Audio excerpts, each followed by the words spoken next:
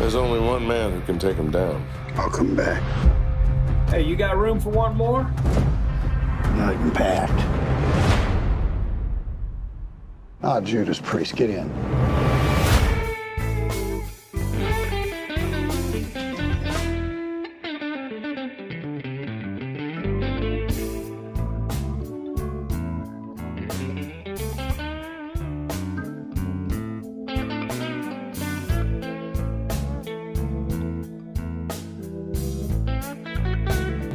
Gladys Hamer in The Highwaymen is the wife of Detective, or the Highwayman, Frank Hamer. They are pretty much each other's loves of their lives, and she's a pistol in her own right. She's a tough cookie. I read a lot about her. Most of that's not in the film, but the scenes that Gladys has, they're all pretty, you just get that feeling there's a little something going on with her. So I think with Frank and Gladys, they sort of met their match, you know? And Gladys knows who he is and supports him and is tough with him, is strong with him, loves him dearly, and is his sort of biggest cheerleader. Well, the script was so beautiful. John Fusco and John Lee Hancock's version of it.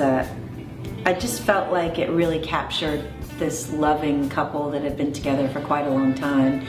And, you know, once you're there with Kevin Costner, I mean, the magic happens, you know? He's just such a great actor. He's just such a beautiful movie star, you know? And he's such a willing partner. He was so lovely with me, such a gentleman, and we just showed up and did it. There were no pre-rehearsals or anything like that as far as like before shooting or anything. Just showed up and made it happen.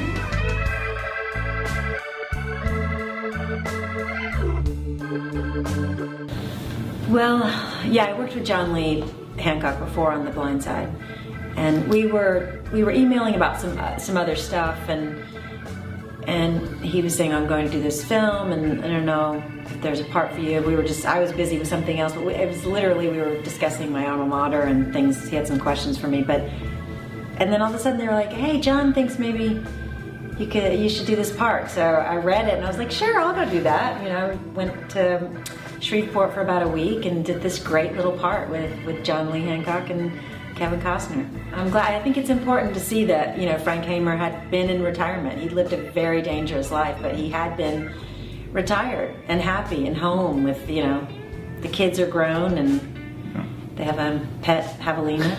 And so, but no, I think it's important to see the risk he took by going out on the road again.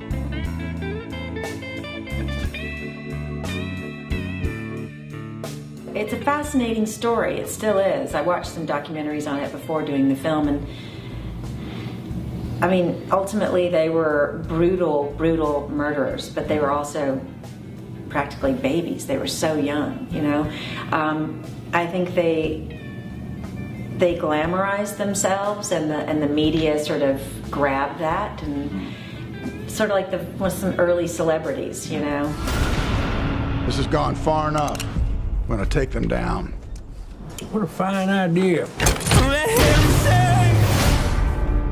This is an emergency alert. Police are not yet releasing details, but have stated that Bonnie and Clyde may have struck again.